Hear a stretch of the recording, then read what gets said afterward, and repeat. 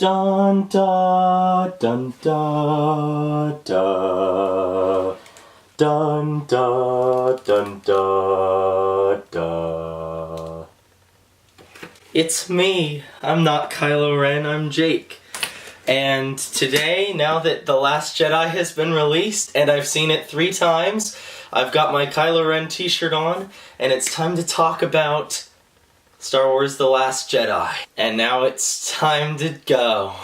So the way I want to do this video is, since not everyone has seen The Last Jedi, I'm going to go ahead and have the first section of this video be my non-spoilers thoughts, and then I'll give a little bit of a warning, and then I'll start talking about the movie in depth. So let's just get right into it. So I saw this movie for the first time at 10:30 on a Thursday, on the 14th, and I saw it with 2 of my best friends who are also huge Star Wars fans, and we were just losing our minds the whole time. All 3 of us loved it, and it was like a roller coaster ride. We were cheering, we were sweating, we were sitting on the edge of our seats, and that's one of the things I loved so much about it, is because it's a great movie to see for the first time when you don't know what's going to happen. It goes nowhere you think it's gonna go. It's like totally unpredictable, and like Luke Skywalker says, this is not going to go the way you think. It's a little bonus impression this time. That's Luke Skywalker. So I loved this movie. I loved where all the characters from The Force Awakens went. I loved their stories and the adventures that they all went on, and John Boyega and Daisy Ridley are as likable as ever, and Adam Driver gives his best performance this far as Kylo Ren, my favorite part of this movie, and my favorite part of The Force Awakens, so yeah. But I've talked enough about him until later. I love the story, some really emotional and hard-hitting moments as well, some great comedy. I think the Star Wars universe is expanded by this movie in a great way. Rian Johnson did a great job directing this movie. He really let his vision come through, and Disney really let him take the reins and do what he wanted to do, which is really cool. And he took it in a really different direction that I think was really good for the Star Wars series. There are a few negatives, which I'll talk about more later, but mainly it is a very long movie, and there are sequences that certainly stick out as sequences that could have been shorter, because they're not as crucial to the story of the film and aren't as compelling as some of the other things going on. It could have been shorter, but I saw it 3 times in a period of 5 days, and it never bored me, so... But I think that there are some parts that could have been shorter. The visuals are amazing as always, the action, love it, characters, writing, all comes together in a really great way, so definitely go see this movie if you haven't seen it yet. Now I'm gonna move into the spoiler area of this video. So if you have not seen Star Wars The Last Jedi for some reason which I don't understand, you should go see it, and then come watch the next part of this video. But go see it, because I think you'll really like it.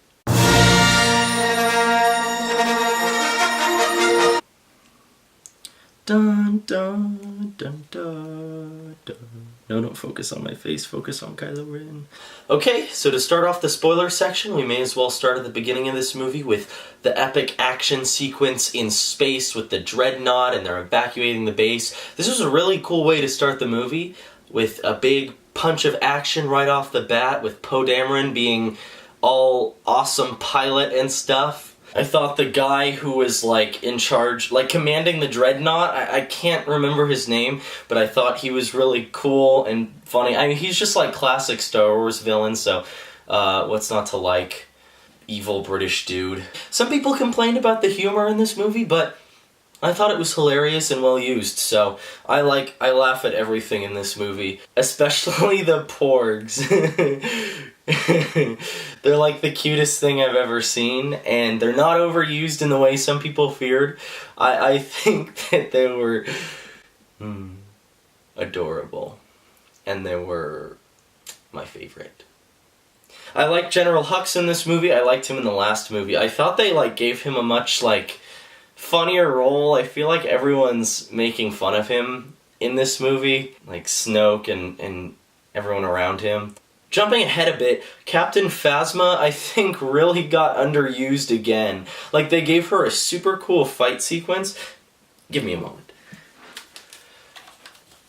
They gave her a really cool fight sequence at the end of the movie, but, like, she was in none of it. So, like, I kind of get it. I think they're gonna bring her back, like, not wearing a helmet in Episode 9. She has a lot of potential that they're not using. Anyway, the fight sequence was cool, but...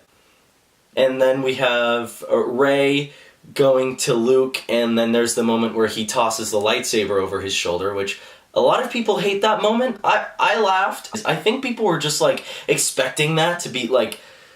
It needed to be this super tense scene where he, like, looks at her and is like, "Now I will train you, Rey, in the way of the Jedi, and this will be an exact retread of Episode 5, beat for beat, and that's what all the fans want." But you just, like, toss those expectations over his shoulder like your theories mean nothing. Even Mark Hamill doesn't like Luke Skywalker's role in this movie. Like, he's like, "This isn't my Luke Skywalker." But I don't know. I didn't see a problem with the way he was behaving. Like, okay, on the one hand, I get what Mark Hamill says about, like, Luke wouldn't give up once he's made a mistake. He would try and fix it. I thought his character made sense in this movie, and I thought what he was doing made sense. Bottom line, I think it was way more interesting to watch than if Rey just showed up and he started training her like everyone thought he would. It made for a much more interesting dynamic between Rey and Luke than people thought there would be. It's not Luke and Yoda, it's different. While we're talking about Yoda, Yoda I thought was really cool. I loved how he showed up.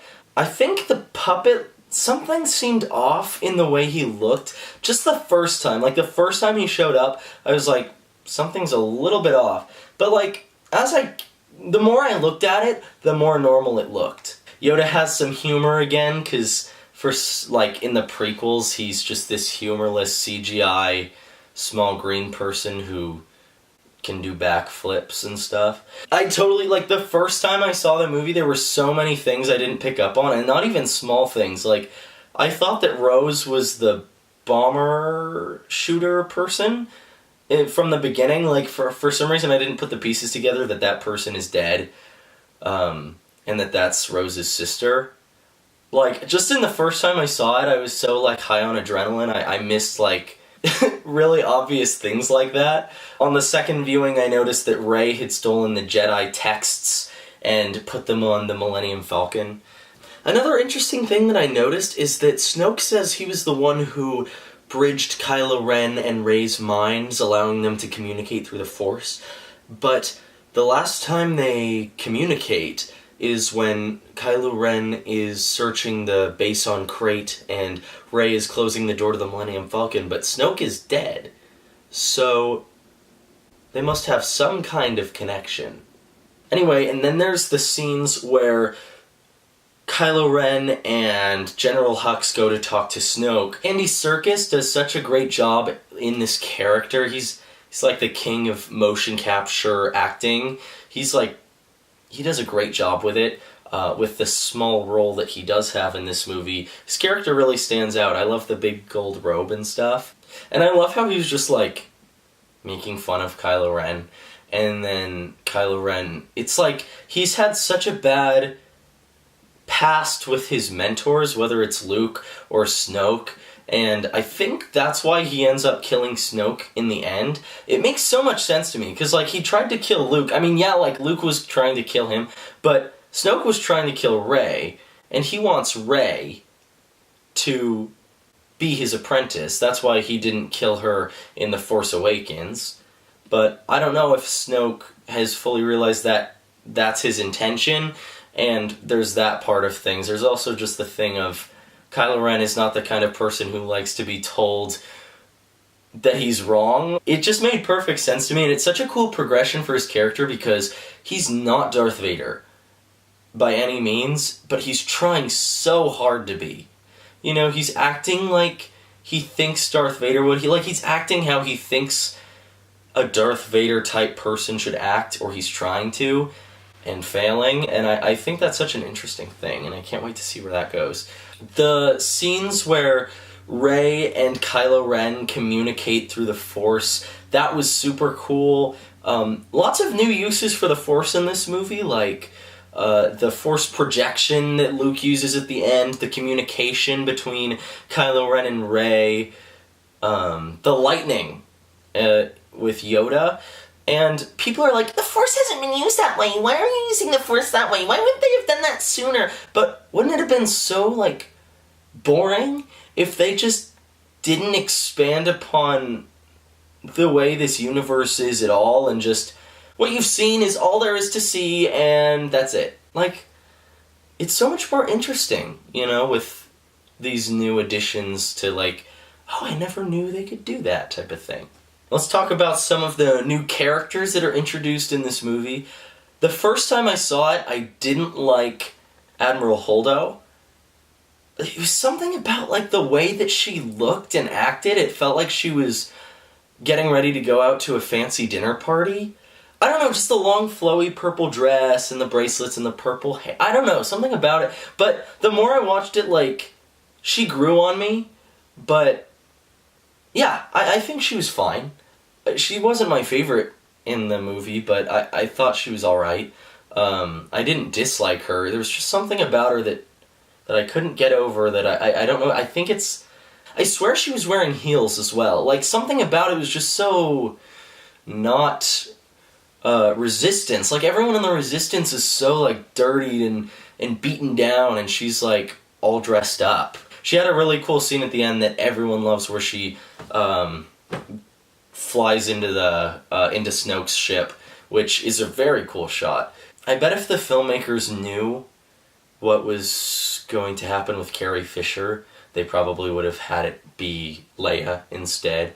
But the way they wanted it is Han dies in the first movie, Luke dies in the second movie, Leia dies in the third movie, and she probably will die in the third movie, but, like, mentioned. And I think they, like, tied up her arc as a leader.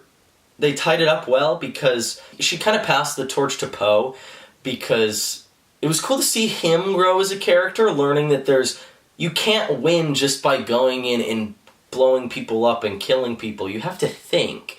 And there's so much more to being a leader than just being a good pilot. And so he had a really cool arc. Okay, so the biggest thing that I would have changed personally, like, this isn't even a flaw with the movie, as a Star Wars movie, anything. I just think that, where is Lando Calrissian? Why haven't they brought him back yet? Billy D. Williams is still around. He could have just completely replaced DJ.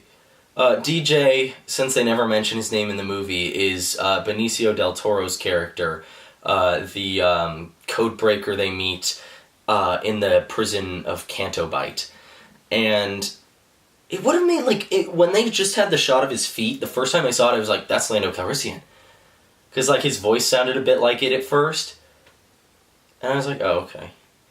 And I liked Benicio del Toro's performance in this movie, and I thought his character was interesting enough, and he kind of introduced a different aspect to this universe of, like, yeah, there's the good guys, there's the bad guys, but they're the people just making money off the whole thing. Something else that I thought was interesting, I read this online, I didn't come up with it myself, but the character DJ says, don't join, like, stay out of it and let the Resistance and First Order do their thing.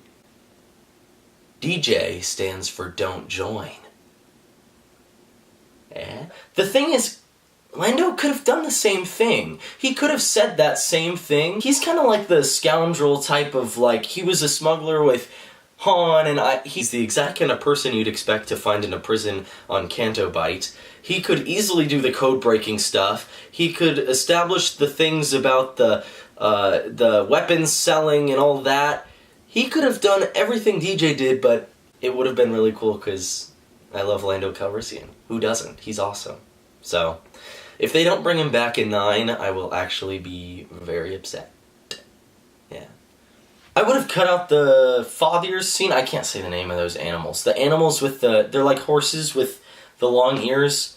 Like, it's not even that it was bad, it was just, like, so much less compelling than the rest of the movie, and since it's already a 2.5-hour movie, that should be the thing to go, I think. So, I think it should have been like, okay, so Lando's in the prison, and then they meet Lando, and then he helps them go to his ship, and they fly away, like, just right out of there, and then they go to Snoke's ship, and they do the code-breaky thing. But the thing is, like, it's a whole, like, half-hour sequence on Canto Bight, and the actual casino scene is growing on me. At first I was like, it's kind of like an Earth casino. Like, you'd think they'd have, like, different games besides poker chips and dice and cards, you know? But anyway, it's growing on me, but none of that ends up having much consequence, because they don't escape through light speed. They escape to Crate. Which, like, none of them knew that, but in the scheme of things, what was the point? I mean, to set up Rose, and that's important to set up Rose, and a lot of people are like, oh, I don't buy their relationship, you know, Finn and Rose, I don't see them together. Neither does Finn. Okay, that's the way I see it, at least. Rose wants to be with him. Finn isn't into her, I don't think. I think Finn's still into Rey. But I think Rey and Poe are kind of into each other now. Because, like, that last scene, like, I'm Poe. I'm Rey. I know. Or whatever he says, like, I know that already. Or something, like, he says something. And they're all, like, into each other, you know? But I don't know. So it's gonna be like Rey's into Poe and Poe's into Rey, but Finn is into Rey and Rose is into Finn, so we'll see how that plays out. But, okay, so I liked Rose. It's just that the sequence on Canto Bight is too long. And I also don't like the kids. Like, any of the kids. Because kids can't act. Like the shot of the kid going like, go, go, go! Woo! You know what I'm talking about? When the kids, like, open up the gates for the horse things, and he's like, woo! I don't know. I just, like, and then the kid at the end, he's like, they shouldn't have done a close-up of his face, because I get the point of the kids, and I get the point of the Canto Bight scene. There's hope out there besides the Skywalkers and the Resistance. Anyway, I'm going off track. There's a bird outside my window. So now that I think I've pretty much gotten most of my negatives for the movie out of the way, I'm going to talk about what I loved, which is the rest of it. Loved Kylo Ren's role in this movie. Adam Driver did the best job he's ever done as Kylo Ren. Just so much like, this is why I've been saying I love Kylo Ren. Kylo Ren, I can now say, is my favorite character in Star Wars history, and possibly my favorite character in film history. He's so, like, I've talked a lot about him already, but I think you get the idea. The way I see it is, at the start of Episode 4, Darth Vader was Darth Vader, but we're watching Kylo Ren become Kylo Ren. And now he's in charge of the First Order now. The best scenes in the movie, by far, are the scenes with Rey and Kylo Ren.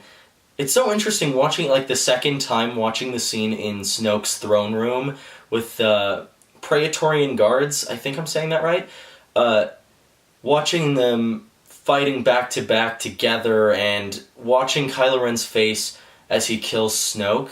The first time you watch it, you think Kylo Ren is gonna go to the light side because he kills Snoke. Like, why else would he kill Snoke? But it's because that's just his way to gain more power, and then he can train Rey as his apprentice. And when you watch it the second time, you can tell, and it's so interesting to watch it again. And on that topic, that fight scene is insanely cool. My favorite in the movie, by far. Like, that whole scene in the throne room, my favorite scene, by far. And the fight between Luke and Kylo Ren, so many things I did not pick up on the first time watching this. Like, when he shows up, Luke is younger, like, his face is younger, his beard is shorter, and it's not as gray, and his hair is darker. And so, it's interesting, like, why he would have projected himself younger. This is the first Star Wars movie besides Rogue One where no lightsabers ever touch each other. Like, if you go back and watch Kylo Ren and Luke's fight, their lightsabers never touch, because that would ruin the illusion that Luke is really there. Just the visuals of that scene in general, the salt on the surface of the planet with the red rock underneath, and how at the beginning there's just the wide shot and it's perfectly white, and then at the end of the fight it's this wide shot and it's just smeared in red all the way up and down where they were fighting. Finn is going to sacrifice himself for the cause, and Rose comes in and stops him. I think it makes sense for her, and so, like, the thing is, it could have been a really powerful moment, like an insanely powerful moment, because Finn is just so determined to do this now. He's kind of come to resolution within himself of what he needs to do now, because in the first movie he was willing to help, but he was also trying to just get away, and then now he knows what he has to do. And it would have been a really cool moment, but I think everyone loves Finn too much, and that's why they didn't do it. Going back to my point earlier of Finn's not into her, he totally does not kiss her back. Like, she kisses him, but he's like, what? I think a lot of the complaints people have are due to them wanting the movie to be what they thought it would be or what they had envisioned. I think people have been theorizing for 2 years about who are Snoke's parents, who are Rey's parents, who's Snoke, and then, like, it didn't go the way they wanted it to, and they were like, What else is there to talk about? Oh, that's the other thing I need to talk about. Reys Parents. They're nobody. You're nobody. And I think that's really cool, because there was an interview with Rian Johnson explaining that decision, and he said, in Episode 5, the worst thing Luke could have heard in that moment was that Darth Vader was his father. And for Rey in Episode 8, when she's asking herself this whole time, who am I? How do I fit into this world? The worst thing for her to hear in that moment is, you're nobody. And Kylo Ren even has a line where he says, you don't have a place in this story. That's the worst thing she could have heard in that moment. I mean, if she had heard Luke is her father, that would have been kind of a relief. You know? And for the people saying, well, Kylo Ren was just lying, she says it first. He says, you already know. Say it. And she goes, they're nobody. And then he's like, they were filthy drunk traitors. I don't know, not drunk traitors. You don't trade drunk.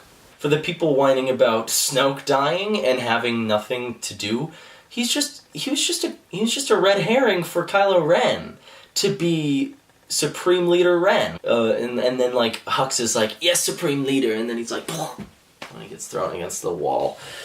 And now I'm getting into, like, rambling, losing my mind territory. So now to answer the question that everyone's been asking, where does this fit in my ranking? First, I'm going to answer the question, The Force Awakens versus The Last Jedi. The way I see it is this. The Last Jedi has higher highs and lower lows than The Force Awakens. By highs and lows, I mean, like, better moments and worse moments. The Force Awakens is kind of consistent, like this.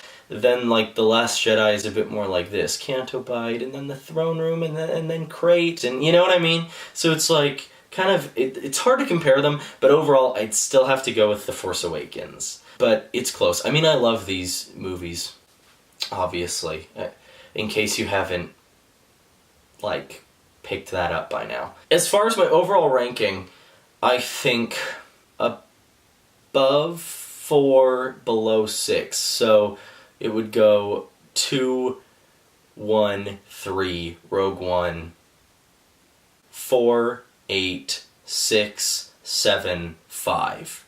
But then the more I've been thinking about it, the more I want to put The Force Awakens at number 1. If I'm ranking these movies according to which ones I enjoy the best and which ones, like, I have a more personal, emotional connection to, it's The Force Awakens is number 1. But if I'm talking about the best movie, the definitive Star Wars movie, it's number 5. So that's something I kind of have to wrestle with, so there's still conflict in me. I can sense it. Anyway. So thinking ahead, Rey is probably going to get a new lightsaber. It'd be cool to see her have, like, because she always fights with the staff, to have a double-sided lightsaber, or, and then Kylo Ren, maybe a new helmet. I don't know if they'll give him a new helmet, honestly. Maybe they'll give him one, like, in the beginning to sell more toys. I'd buy those toys, like, in a second. So I guess that's a good time to wrap it on up, don't you think?